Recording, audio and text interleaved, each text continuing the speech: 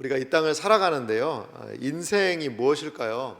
인생은 여러 가지로 많은 것으로 이야기할 수 있을 거예요. 그런데 이 땅에서 살아가는 우리가 인생을 잘 살기 위해서 필요한 덕목이 있습니다.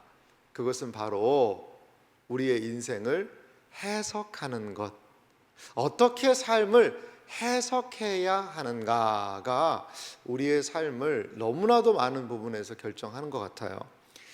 미국의 목사님인데요, 아주 유명한 방송 설교도 하시고 하는 척 스윈돌이라는 목사님이 계세요. 책도 많이 쓰신 그런 분이신데요, 이 척 스윈돌 목사님이 이러한 이야기를 하신 부분이 있습니다. 제가 한번 읽어드릴게요.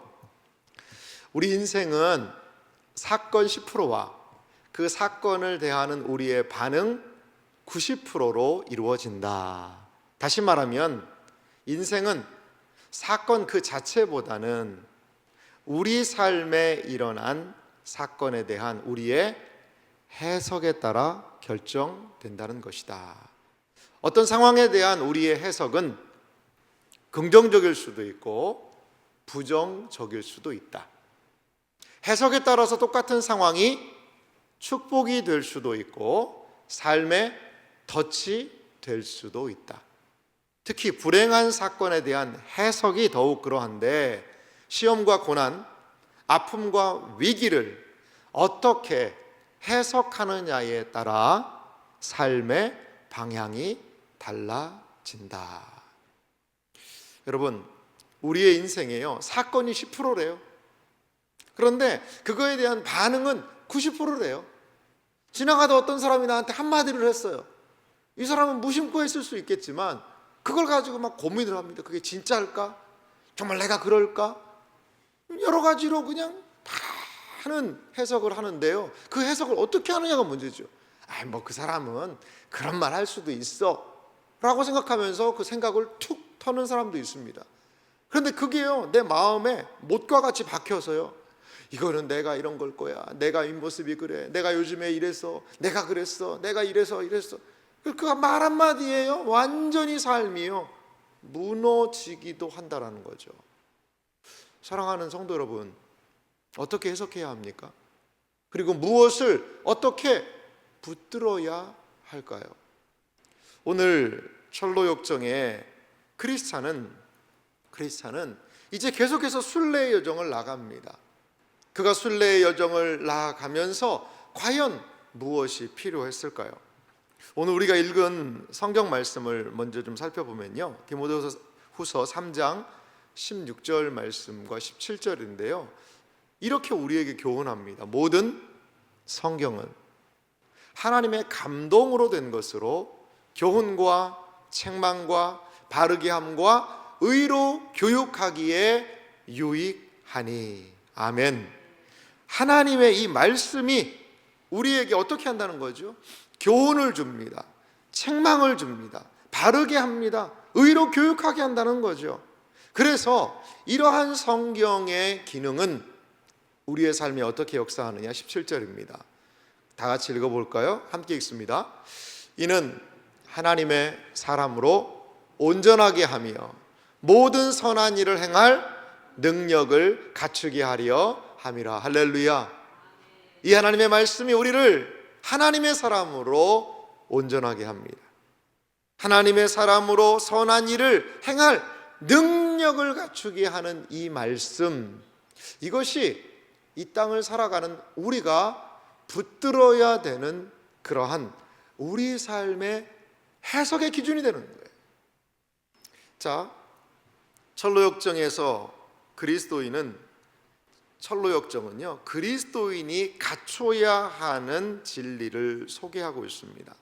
우리 전체 지도를 다시 한번 확인해 볼까요? 여러분 책자 4쪽에도 있으니까요, 그 내용을 좀 펴보시면 됩니다. 멸망의 도시를 빠져나온 이 크리스찬은요, 전도자의 전도를 받고 또 낙담의 늪에서의 어려움을 지나 세속현자의 유혹으로 잠시 도덕골로 가려고 했었지만 거기에서 돌이켜서 계속 전도자의 말을 따라 좁은 문으로 들어가죠. 어제 좁은 문을 통과를 했습니다. 그래서 거기에서 선의라는 사람을 만납니다. 선의가 소개한 장소가 있어요. 당신은 이제 계속 걸어가야 됩니다 라고 한 장소가 어디냐면 바로 해석자의 집이라는 거예요. 해석자의 집에 가서 그는 여러 가지 이 순례의 여정에 필요한 진리에 대한 교훈을 얻게 됩니다. 과연 순례의 여정을 떠난 이 크리스찬에게 어떠한 지혜가 필요할까요? 어떠한 교훈이 필요할까요? 우리도 한번 해석자의 집으로 같이 이 아침에 들어가 보도록 하겠습니다. 과연 해석자의 집에는 어떠한 것들이 기다리고 있을까요? 첫 번째 그림을 좀 한번 보여주실래요? 짐을 진 크리스찬이요, 이 해석자라는 사람을 만납니다. 선의의 말에 따라 가보니까 한 집이 있었고 그 집에 문을 두드리니 해석자라는 사람이 나오는 거죠.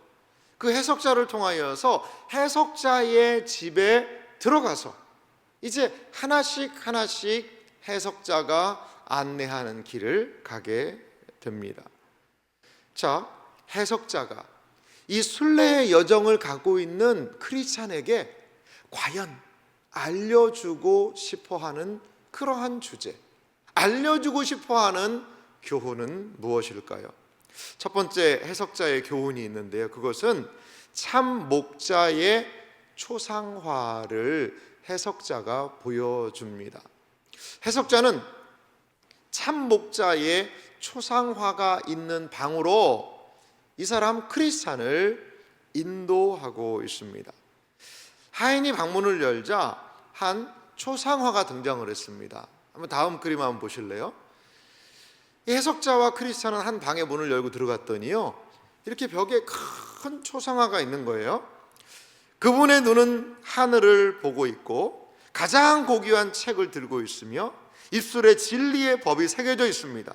그리고 그분의 영광스러움을 표현하는 왕관이 그분의 머리 위에 놓여 있다라는 거죠. 해석자는 크리스찬에게 이렇게 얘기했어요. 이분이야말로 자네가 가려는 곳을 다스리는 주인께서 임명하신 유일한 안내자라는 거죠.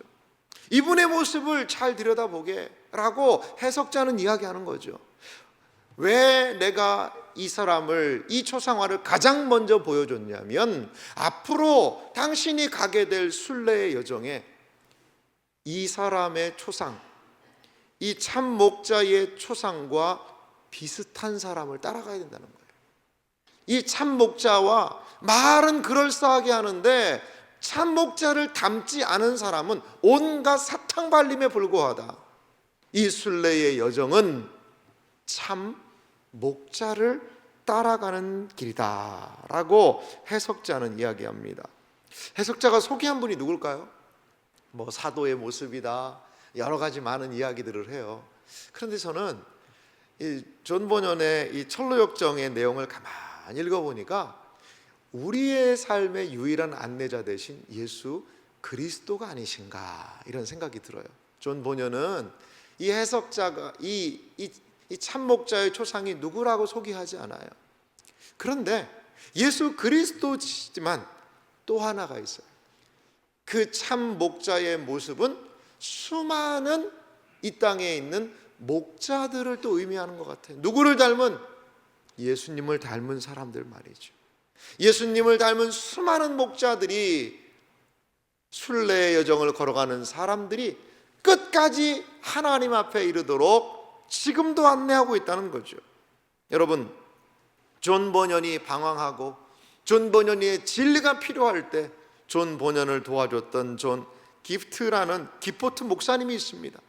많은 사람들은 아마도 이 부분을 존 버년이 기록할 때 존 기포트 목사님, 자신의 삶을 인도해 주었고 진리를 알려주었던 그 목사님을 생각하고 이 글을 쓰지 않았을까라고 생각하고 있습니다. 그렇습니다. 우리는 참 목자이신 주님을 기억해야 합니다.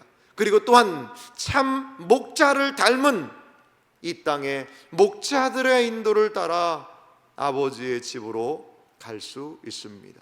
사랑하는 성도 여러분, 목자를 기억하십시오. 그리고 그 목자의 안내를 따라 이 순례의 길을 걸어가는 우리가 되기를 간절히 소망합니다. 첫 번째 방에서 이제 참 목자의 초상화를 봤는데요, 다음 방으로 가게 되었어요. 해석자는 크리스천을 데리고요, 큰 응접실로 가게 됩니다. 거기에는 율법과 복음에 대한 귀한 교훈을 해석자는 이야기하는 것을 볼 수 있습니다. 그런데요, 그 응접실이 있는데 꽤 큰 방인데요, 이 방에요, 먼지가 꽉 차 있는 거예요.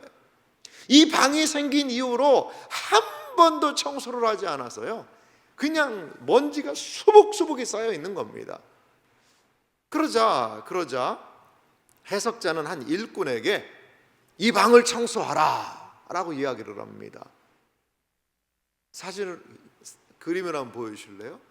그러자 일꾼이요, 그 방을 빗자루로 싹싹싹 쓸기 시작합니다. 얼마나 시원할까요?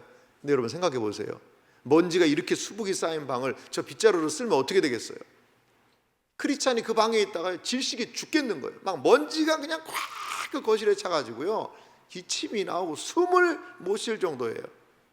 그러자 해석자가 한 소녀에게 이야기합니다. 물을 뿌려라. 바닥에 물을 뿌리라는 거죠. 바닥에 이렇게 물을 뿌리자 그 났던 먼지가 다 가라앉게 되고, 그리고 그 방이 깨끗하게 청소가 되는 그러한 내용을 이 크리스찬이 경험하게 됩니다. 그래서 묻습니다. 이게 무슨 뜻입니까, 해석자님?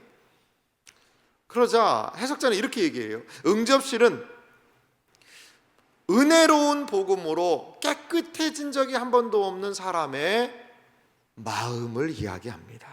마음을 이야기한다는 거죠. 먼지는 인간을 총체적으로 더럽히는 원죄와 내면의 타락을 말합니다.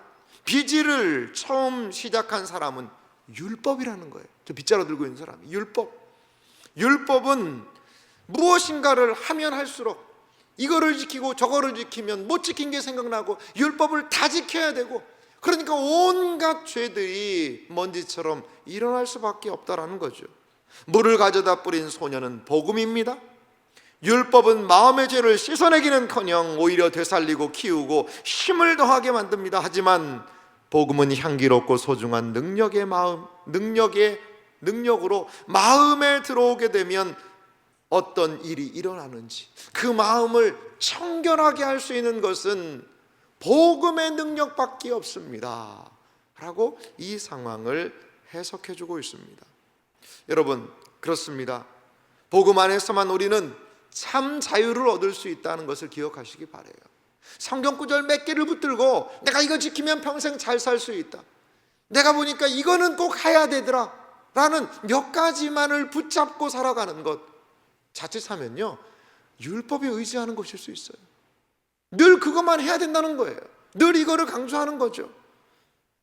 사랑하는 성도 여러분, 우리는 복음을요 믿어야 합니다.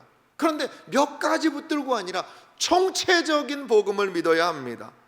우리의 죄가 십자가에서 용서된 사실, 하나님의 은혜가 우리 위에 임한다는 사실, 이 믿음의 길을 통해 우리가 구원을 받을 수 있다는 사실, 예수 그리스도의 승리로 우리가 세상을 이기었다는 사실, 이 모든 복음을요 통째로 받아들이고 믿고 의지해야 한다라는 것입니다.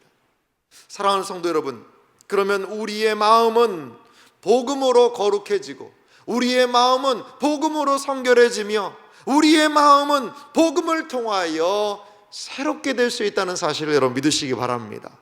사랑하는 성도 여러분, 복음을 믿으십시오. 복음이 바로 우리를 새롭게 할 거라는 거예요. 이것이 순례자가 순례의 여정을 걸어가며 기억하고 붙잡아야 되는 사실입니다. 이제 해석자는 세 번째로 한 작은 방으로 이들을 인도했어요. 거기에는 두 아이가 의자에 앉아 있는 거예요. 그 아이의 이름은 누구냐면 정욕이라는 아이예요. 그리고 인내라는 아이가 앉아 있는 겁니다. 정욕은 조금 큰 아이고요, 인내는 조금은 동생 같아요. 그런데요, 이들의 보호자가요, 이 아이들에게 이러한 이야기를 했대요. 350년 전입니다. 감안하고 들으셔야 돼요. 내년 봄에 너희들에게 아주 좋은 것을 줄게 라고 얘기했다는 거예요. 요새 애들 같으면 내년 봄이 어디 있습니까? 지금 당장 달라고 막 그냥 내일도 못 기다리는 그런 상황 아니겠어요? 그러니까요, 정욕은요, 막 얼굴이요 막 뾰룽퉁 해가지고요, 그냥 내가 어떻게 기다리냐는 그런 투예요. 하지만 인내는 보세요, 인내 엄청 그냥 차분하게 있지 않습니까? 이 인내는, 그래, 내년 봄까지 내가 기다려 볼 거야, 내년 봄에 좋은 걸 주신다고 그랬으니까 나는 기다릴 거야, 그런 모습을 하고 있는 것을 볼 수 있었습니다. 해석자는 이 부분을 이렇게 크리스찬에게 해석해 주고요, 아이들은 두 종류의 인간을 뜻한다네. 정욕은 이 세상에 속한 이들을 말하고, 인내는 장차 다가올 하나님 나라의 백성을 가리킵니다. 정욕은 당장, 바로, 지금, 여기서 모든 것들이 이루어지기를 바라고, 그 다음 세상에서 누릴 몫으로 남겨둘 줄 모르는 그러한 모습이라는 겁니다. 정욕은 수중에 넣은 선물을 금세 탕진해버리고 넝마 쪼가리만 붙들고 있게 됩니다. 하지만 인내는 견디며 결국 가장 좋은 것을 얻게 됩니다. 크리스찬이 이러한 해석자의 말을 듣고 이렇게 얘기를 해요. 지금 여기서 누리는 행복을 탐내는 게 아니라 장차 다가올 일을 기다리는 게 최선이라는 생각이 듭니다. 사랑하는 성도 여러분, 보이는 것은요 잠깐이에요. 우리 눈앞에 보이는 것은 잠깐이라는 것입니다. 하지만 보이지 않는 것은 영원하다라고 하나님의 말씀이 우리를 일깨우고 있습니다. 정욕은 오늘 지금 여기서 모든 것들을 누려야 한다라고 이야기를 합니다. 하지만 인내는 잠깐 보이는 것에 만족하는 삶이 아니라 보이지 않는 것을 기다립니다. 그리고 그 기다림의 끝에 주님은 가장 좋은 것을 허락해 주신다는 사실을 믿으시기 바랍니다. 사랑하는 이 새벽을 깨우는 성도 여러분, 우리의 인생의 봄날은요 아직 오지 않았어요. 우리 주님께서 기다리고 만들어 놓으시는 인생의 가장 화려한 봄날이 있다는 것을 기대할 수 있기 바랍니다. 순례의 여정에 필요한 덕목이 무엇입니까? 그것은 바로 인내입니다. 끝까지 인내하며 이 순례의 여정을, 잠시 이 세상에서 누리는 쾌락에 따라 장자의 명분을 팔아버렸던 에서의 길이 아니라 끝까지 인내하며 하나님의 약속을 붙들고 천성을 향하여 걸어갈 수 있는 여러분들이 되시기를 주님의 이름으로 축원합니다. 해석자의 해석은요 계속 이어졌어요. 네 번째 방으로 갑니다. 여러분 보통 3대지니까 방 3개로 끝날 줄 알았죠? 방이 좀 몇 개 더 있습니다. 한번 우리 같이 좀 더 가셔야 됩니다. 한번 따라가 볼까요? 해석자는요, 크리스찬을요 벽난로가 있는 방으로 인도를 했어요. 그 방에 갔더니요 벽난로가 활활 불이 타고 있는 거죠. 꺼지지 않는 벽난로가 있는 방이었습니다. 그런데 누군가요 이 불길을 잡으려고요 막 물을 끼얹고 있는 거죠. 물을. 깜짝 놀랐습니다. 그런데 물을 끼얹어도요 저 벽난로에 불이 꺼지지가 않는 거예요. 참 이상했습니다. 해석자가 크리스찬을 데리고 내가 이 이유를 알려주겠다는 거죠. 그래서 그 벽난로의 뒤쪽을 갔더니요 한 사람이 그 타는 불꽃 뒤에다가, 그 불꽃에다가 기름을 붓고 있는 거예요. 기름을 계속해서 부어서 이 불이 활활활 타오르도록 하고 있다라는 거죠. 자, 이 광경을 보면서 해석자는 말합니다. 불길은 무엇이냐? 마음속에서 하나님께서 이루시는 은혜의 역사입니다. 이렇게 얘기하는 거죠. 은혜. 은혜의 역사가 불같이 일어나고 있습니다. 그런데 마귀는, 저 물을 뿌리는 사람은 마귀라는 거죠. 마귀는 우리 안에 있는 은혜의 역사에 막 물을 끼얹는 겁니다. 물을 끼얹는 거예요. 찬물을 끼얹어서 은혜를 꺼트리라고 그래요. 꺼트리라고 그래요. 비난을 합니다. 참소를 합니다. 막 은혜를 받아서 감사합니다. 기뻐하면, 아이고 처음에 안 그런 사람이 어디 있어. 처음엔 다 그렇지. 한 몇 개월 지나봐라. 저거 다 이제 숲으로 돌아간다. 은혜 받은 것을 비난합니다. 그리고 야 그거 가짜 아니야 가짜? 그리고 의심하게 합니다. 그건 마귀와 유사한 행동이에요. 은혜 받은 사람은요 더 격려해 줘야 돼요. 우와 대박, 하나님께서 이 은혜의 불길을 더 키워주셨으면 좋겠어요. 여러분 이렇게 가야죠. 이렇게, 이건 누구죠? 예수님이 기름 끼얹는 거예요. 기름. 그분을 위해서, 은혜 받은 사람을 위해서 더 기도해 주고, 예수님을 닮은 모습이죠. 그런데 은혜 받은 사람에게 아이고 뭐 얼마 가겠어? 마귀랑 똑같이 행동하는 겁니다. 여러분, 마귀랑 똑같이. 사랑하는 성도 여러분, 기억하시기 바랍니다. 그리스도께 나아가면 그리스도께서 주신 은혜가 있어요. 그리스도께서 우리의 영혼 심령에 부어주시는 기름은 은혜의 불을 활발 타오르게 한다는 거죠. 2025년 우리는 어디로 가야 됩니까? 은혜의 불길이 있는 곳으로 가시기 바랍니다. 그리스도의 말씀으로, 그리스도의 은혜로 이 은혜의 불길이 우리 안에서 활활 타오를 수 있는 그런 은혜가 있기를 간절히 소망합니다. 순례자는 무엇을 기억해야 할까요? 순례자는 은혜를 부으시는 그리스도를 바라보며 걸어가야 합니다. 물 뿌리는 마귀, 어떻게 보면 그 물을 끼얹는 것과 같은 은혜를 꺼트리려고 하는 그것 두려워하지 말고 그리스도만을 붙들고 나아갈 때 은혜의 불은 활활 타오르게 될 줄 여러분 믿으시기 바랍니다. 이 벽난로가 있는 방을 지나서 이제 해석자와 크리스찬은요 갔는데, 거기에 보니까 너무나도 멋진 궁궐이 있는 거예요. 엄청난 궁궐이요. 그 궁궐 안에 너무나도 멋있어서, 와, 저 궁궐 안에 제가 당장 들어가고 싶네요.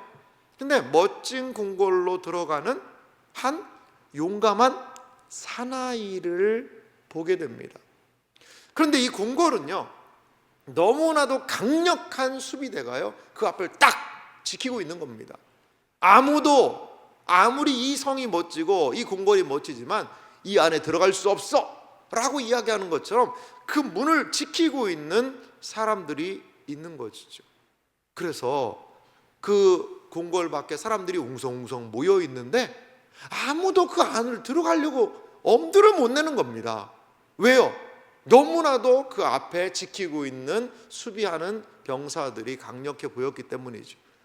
그러자 한 어떤 사람이 용감하게 내가 거기로 들어가겠소 라고 이야기하면서 그 앞에 명부에 내 이름을 적으시오 라고 하더니요 그 아름다운 궁궐, 하지만 강력한 수비대가 지키고 있는 문을 향해 막 돌진해 나가는 겁니다. 돌진해 나가는 거예요. 그래서 그는 수많은 상처를 막 싸우면서 입었습니다. 그리고 많은 사람들을 상처를 입히기도 했습니다. 그러면서 그 문을, 그 수비대를 결국 뚫고 성 궁궐 안으로 들어갔어요. 그러자 궁궐 안에서 소리가 들리는 거죠. 오라, 어서 오라, 영원한 영광을 얻으라. 뜻을 굽히지 않았던 남자는 결국 궁궐 안에 들어가 금빛 옷을 입게 되었다라는 것이죠. 예수님은 천국이 침노하는 자의 것이라고 이야기를 했어요. 좋은 것이 있습니다. 복된 것이 있습니다. 그런데요 다들 뒤에서 구경만 하고 있어요. 와 좋겠다, 와 저거 하면 좋을 텐데. 천국은 침노하는 것, 이것이 무슨 말일까요? 천국을 얻으려면 싸워 이겨야 합니다. 내 정욕과 싸워야 하고 내 삶과 싸워야 하고 절제해야 하며 그 싸움을 두려워하지 말아야 한다는 거죠. 2025년 어떠한 믿음의 싸움이 우리를 기다리고 있을까요? 아름답고 좋은 것을 주님이 우리에게 주시기로 약속했지만 우리의 게으름, 우리의 교만, 우리의 주저함, 우리의 염려 속에서 그 싸움으로 아름다운 것을 취하지 못하고 머물러 서 있지는 않습니까?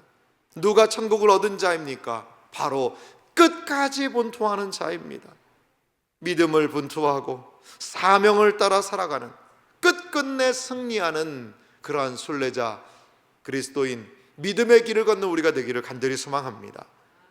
이제 크리스천은 이 의미를요, 이건 뭔지 알겠어요 라고 이야기를 했어요. 왜냐하면 이게 자신의 순례의 길을 걸을 때 필요하다는 담력과 용기라는 것을 알았기 때문입니다. 그래서 이제 저 가도 되죠? 막 이렇게 얘기를 해요. 근데 잠깐만 기다리라고. 해석자가 얘기해요. 아직 조금만 기다리라고. 그러면서 한 방으로 크리스찬을 인도합니다. 그런데 그 방에 갔더니요, 방에 쇠창살이 있는 거예요. 쇠창살이 있는 겁니다. 그 철창이 있고요, 그 안에 한 사람이 감옥에 갇혀 있는 거죠. 이 사람을 보니까요, 세상 다 끝난 사람처럼요, 풀이 죽어서요, 고개를 푹 숙이고 땅만 쳐다보고 있습니다. 깊은 한숨을 쉬고 있습니다. 크리스천은 이 사람에게 물어봤어요. 저기 당신은 누구십니까? 너무나 궁금해가지고 이 사람에게 물어봤어요. 그랬더니 이 사람이 충격적인 이야기를 하는 거예요. 뭐냐면, 한때 나는 새 예루살렘에 들어가기에 부족함이 없다라고 자부했습니다. 그러니까 이 사람이 누구냐면 한때 그리스도인이었다는 거예요. 자, 이 사람의 사연을 들어보실래요? 하지만 이제는 자포자기 상태예요. 절망감이 철창처럼 날 에워싸고 있습니다. 절망감이 도저히 빠져나갈 수가 없습니다. 저는 늘 조심하고 성실하게 그렇게 살지 못했습니다. 욕망이 이끄는 대로 정신없이 따라갔어요. 말씀의 빛과 하나님의 선하심에 등을 돌리고 죄를 지었습니다. 성령님을 가슴 아프게 하는 행동을 했습니다. 이제는 마음이 너무 딱딱해져서 돌이킬 수조차 없게 되었습니다. 세상의 욕망과 쾌락, 유익해 보는 것들을 너무나도 좋아했기 때문입니다. 해석자는 크리스찬에게 말했습니다. 이 사람의 비참한 처지를 잊지 말고 항상 주의해야 합니다. 하나님을 믿습니다. 예수 그리스도를 믿는다라고 이야기해요. 나는 죽으면 천국 갈 거야 라는 확신도 있어요. 그런데요, 삶에서는 절제가 없어요. 내 욕망대로, 내가 하고 싶은 대로, 욕심이 이끄는 대로 막 사는 겁니다. 막 말하고요, 함부로 말하고요, 함부로 행동하고요, 그리스도인들을 무시하고요, 때로는 하나님의 말씀까지도요 무시해요. 내가 꼭 그렇게 해야 되나? 그러면서 점점 욕망이 이끄는 곳으로 가다 보니 마음이요, 어떻게 된 거예요? 딱딱하게 굳어버린 거예요. 어떻게? 돌이킬 수 없을 정도로 말이죠. 이 사람은 절망에 이 철창 속에 갇혀서 자포자기한 그러한 모습을 보이고 있다라는 거죠. 해석자의 말이 참 마음에 와닿아요. 이 사람의 비참한 처지를 잊지 말고 항상 주의하게. 사랑하는 성도 여러분, 인간에게 있는 욕망, 그것은 복음의 길을 벗어나게 해요. 감옥에서 깊은 후회를 하는 이 사람은 교훈을 합니다. 욕망을 따라가면 욕망이 주는 최후를 경험할 수밖에 없다라는 것이죠. 사랑하는 성도 여러분, 올 한해 우리가 욕망에 이끌려서 비참한 존재, 그리스도를 안다라고 이야기하고 천성은 나의 것이다라고 이야기하지만 욕망에 이끌려 죄를 범함으로 그리스도가 계신지 안 계신지도 확신할 수 없는 비참한 존재, 이것을 벗어날 수 있는 우리의 모습이 되기를 간절히 소망합니다. 이제 순례의 여정을 떠날 차례가 되었습니다. 그런데 해석자가요, 다시 크리스천을 붙잡는 거예요. 가고 싶은데, 우리도 지금 얼른 빨리 이제 가야 될 것 같은데 하나가 더 있다는 거예요. 마지막 한 방을 갔는데요, 거기에는 침대가 있었어요. 그 침실에 갔더니 한 사람이 이제 막 잠에서 깨어났는데 얼굴에요 막 공포감이 있는 거죠. 이 사람은요 두려움에 쌓여있는 한 사람, 그 침대에서 일어나 두려움에 쌓인 한 사람을 발견하게 되었습니다. 무언가 큰 충격을 받은 것 같은 한 사람이요 바들바들 떨고 있는 것이죠. 그래서 크리스찬이 물어봤습니다. 아니 당신은 왜 이렇게 떨고 있습니까? 그랬더니요 이 사람이 자기 얘기를 하는 거죠. 어젯밤에 자면서 꿈을 꿨습니다. 어떤 분이 구름을 타고 수많은 수행원들의 호의를 받아가며 하늘에서 내려오셨습니다. 그분이 외치는 겁니다. 일어나라 죽은 자들이여 심판의 자리로 나아오너라 라고 외치셨습니다. 그러자 죽은 자들이 무덤의 문을 열고 나왔습니다.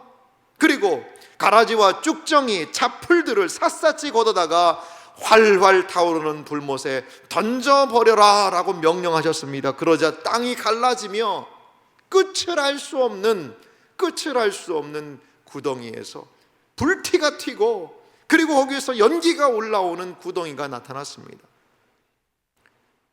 구름 위에 앉으신 분이 다시 외치셨습니다. 알곡들은 모아서 곳간에 들이자. 그러자 수많은 사람들이 그분이 계신 구름으로 올라갔습니다. 그런데 저는 그분께로 올라갈 수가 없었습니다. 그리고 저는 뒤에 혼자 남겨지고 말았습니다. 구름에 앉으신 분이 나를 뚫어져라 쳐다보고 계시는데 그동안 지었던 나의 죄가 떠올랐습니다. 그리고는 화들짝 놀라서 저는 잠을 깨고 말았습니다. 크리스찬은 그에게 물었습니다. 그러면 뭐가 가장 두려웠습니까? 라고 물었어요. 그러자 그 사람이 이렇게 말하는 것이었습니다. 심판날은 분명히 닥쳐오는데 아무 준비가 되어 있지 않았습니다. 나는 그 심판을 감당할 아무런 준비가 되어 있지 않았습니다 라고 이 사람은 이야기를 하고 있었습니다. 심판날, 마지막 날이 있다는 거죠. 여러분, 우리의 마지막 날은 너무나도 손쉽게 다가올 수도 있어요. 마지막 때 마지막 날이 우리의 눈앞에서 우리를 언제고 기다리고 있는 것 같은 그러한 상황 우리 살고 있지 않습니까?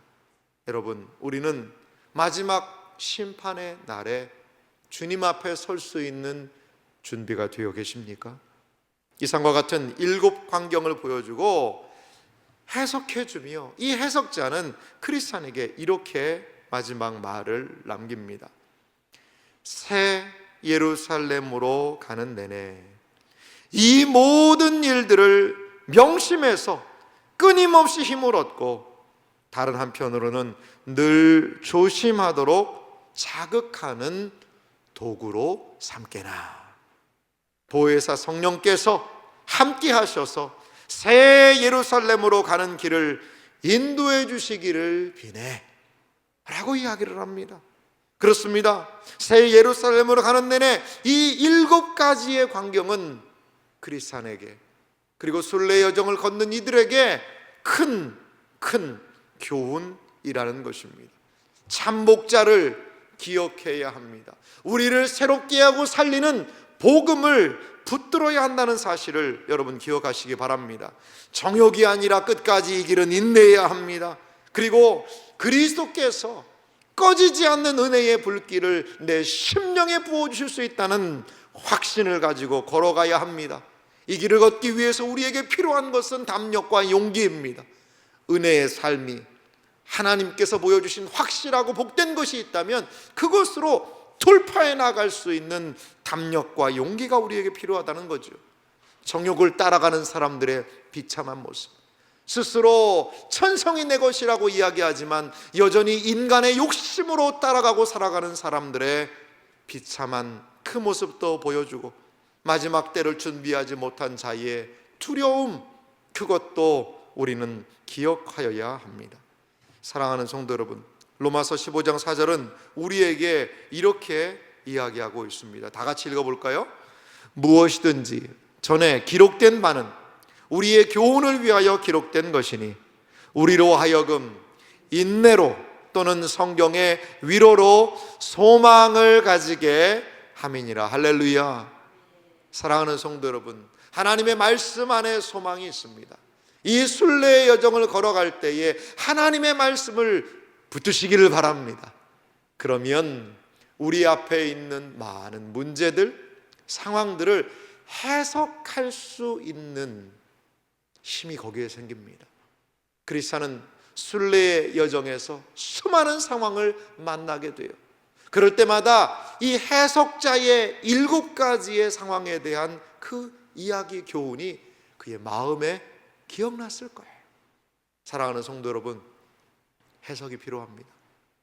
10%의 상황을 어떻게 90%로 해석할 것이냐라는 척수인돌 목사님의 말씀과 같이 우리에게 주어진 상황들을 믿음의 눈으로 주님께서 주신 진리를 가지고 바르고 온전하게 해석할 수 있는 복된 생애와 삶, 올 한 해가 되시기를 주님의 이름으로 축원합니다.